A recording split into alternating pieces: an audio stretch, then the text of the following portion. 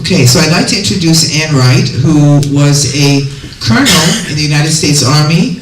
Her last rank was colonel, but she served in the Army for 29 years, and for 16 years she worked for the State Department. And she resigned her commission in protest about the Iraq War. As you can imagine, she was not Miss Congeniality after that, in the eyes of either the State Department or the Army. But she's certainly become Miss Congeniality for us.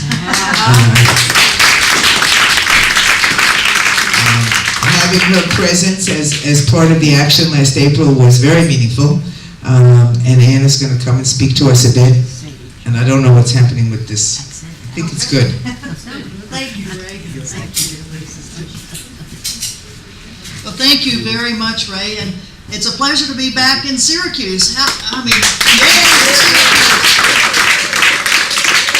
the great home right here at Art Rage and over at the Syracuse Peace Council. I almost feel like I'm a resident of New York now. I've been here so much. Who ever thought that we'd have a trial? Has anybody ever had a trial that's lasted, what? How many times have we been here? 5 times in 5 days for a trial? I'm junior in getting arrested. Most of my life was in the government, on the government side of things. I'm new to this other side.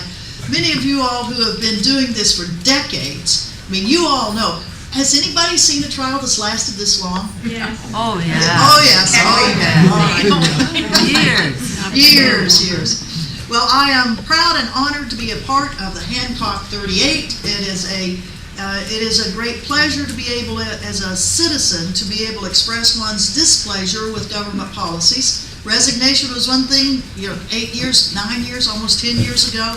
But following it up with citizen activism and activism on issues that are so important to us. And the one that's really focused here in Syracuse and Hancock Air Force Base has been this whole issue about these drones. The drones, the assassin drones, the execution drones that we've been talking about for a year has been the focus really here or longer here. And let me just tell you what's going on in the rest of the country about what we have done here. Because we went on April 22nd out to Hancock Air Force Base and sat in front of a blocked gate, and then were charged for blocking the gate, and then blocking the road, and then all of that. And then the remarkable footage of cameras that were there, of the newspaper coverage of it, and then starting in the fall with the trial or arraignment and then trial, and every time you all were so good here in the Syracuse area about getting publicity for this, and publicity that was picked up all over the country. And all of a sudden there were just all of these things about drones following on the tremendous work that's been done out at Creech Air Force Base and the Nevada Desert Experience, where the previous year there were how many people that got arrested? 14. 14 that got arrested there, and in a trial that also got national coverage. And in fact, how many of the Creech 14 are here? Raise your hand. 1, 2, 3.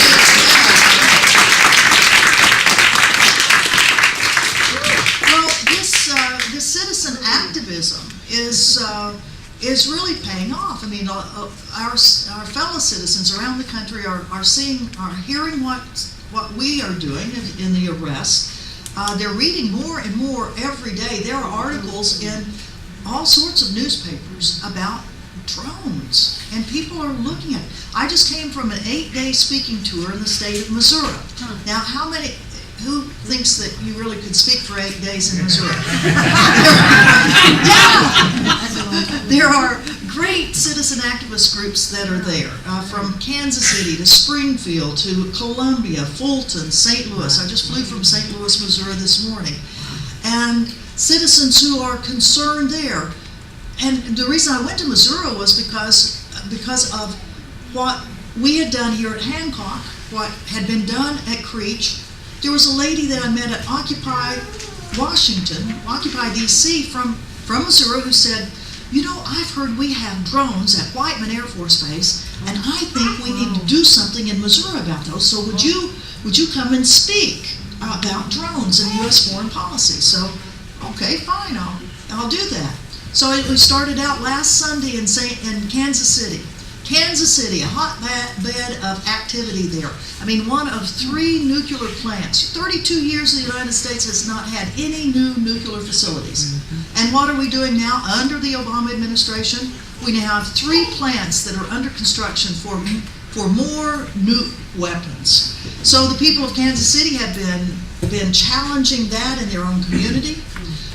We have right across the river, right across in Kansas, is Fort Leavenworth, Kansas, where the whistleblower, the alleged whistleblower for WikiLeaks, Bradley Manning, is incarcerated in pretrial confinement. He still has not gone to court-martial. And then Whiteman Air Force Base, an Air Force base out in the middle part of Missouri that now has drones that are being operated from Whiteman, all the way in Afghanistan. So, gosh, 3 things that they are looking at. So when we had breakfast on last Sunday morning in Kansas City, Missouri, with some of the great activists that are there, we were talking about, my goodness, 3 places to protest. Why, we ought to just have a weekend of protest. Let's do them all. And in fact, now we have what's called the trifecta resista. It's going to be on April 13th, 14th, and 15th in Kansas City. Pache Ibeni is having a nonviolence training there, so they're kind of the foundation. And then we have all of these things that are going to be happening of challenging the drones, challenging incarceration, whistleblowers, challenging nukes. And if anybody happens to be out in the Midwest during that time, please think about coming to Kansas City and helping out, because just as we need people to come into Syracuse, we need people to come in to Creech Air Force Base when we have actions, when they go into Beale Air Force Base in California, when they go into how many different installations we now have in the United States that have drones. I mean, it's in the hundreds of places, to include universities that are now training young men and women on how to operate drones. We're going to have a drone summit in Washington, D.C., an international drone summit on April 28th. And we hope that as many of you all can come down to Washington for that summit, where people from the UK are going to be coming over to talk about drones that are being used by the British government. And we've got a big problem. Besides the horrific drones that are being used in Pakistan and Afghanistan and Yemen and Somalia and God knows where else. I mean, just a minute ago I learned that in Syria today there were 6 members of the Syrian Freedom Army that were killed by a drone as they were trying to take 2 Italian journalists out of Syria to get them treatment in Lebanon, and they were attacked by a drone. So the proliferation of drones. The United States, it went from 50 drones 10 years ago in our U.S. military to over 7,000 drones now. Drones being used by our CIA in Pakistan, and definitely the most illegal of ways. An ununiformed U.S. government agency in a non-declared war, a non-declared operation. And hundreds, thousands of people who have now been killed in Pakistan by these CIA drones. And the blowback from that, and we're seeing it already where huge riots in Pakistan, closing down the supply routes that bring supplies to the NATO and American forces in Afghanistan, closing down from the port of Karachi all the way over to the Khyber Pass for weeks at a time. People of Pakistan saying, we hate these drones. We hate the drones. Here in our United States, I mean, we are seeing every day more things that we have to be concerned about. Just this last week, the U.S. Congress passed a law that requires the FAA by the year 2016 to open up airspace for 30,000 drones in commercial airspace. 30,000 drones. Right now, there are only 300 drones that have been given an FAA waiver. Those drones have to fly under 400 feet and have to always be in sight of the operator. But this next phase of it, 30,000 drones by the year 2016, And in the next 6 months, the FAA has to identify 6 locations in the United States that will be used. The airspace of those 6 locations will be used by drones to see how they can fit into the commercial airspace of the United States of America. Now, are you concerned about that? Yeah. Well, let me tell you who else is concerned about it. How about the airline pilots of America who are saying, are you kidding us? People are going to be flying these drones that have how much experience? We don't know. You know, the U.S. military, it does have, the operators do have to go through a certain amount of training, but it's not as much training as military fixed-wing aircraft or helicopter pilots have to go through. They don't get an FAA license out of it, to my knowledge. So pilots, commercial pilots are saying, unless these people are trained to the degree, a minimum degree of a commercial instrument rating, which means you have to have a minimum of 200 hours, that they should not be flying something in the airspace where we are. I mean, how will they even know the rules of the road? They have to know what rules we all have to go by. So they're very, very concerned about it, as I think we are. And these 6 places, these 6 areas that may be identified, and we already know that your Senator, Chuck Schumer, has already donated the Adirondack Mountain Range, the national park here. He's been pushing for that. And when the news came out last week when I was in Missouri, people in the audiences there, you know, as we talk about that, I mean, you could see the stunned expression in their faces for people who have not been following it like we have, but people who are just hearing for the first time the numbers of drones that there are, the numbers of countries that have drones, that Israel sells drones to all over the world. $100 million worth of drones have been sold to Russia by Israel. Israel is now selling to the country of Azerbaijan. That came out last week.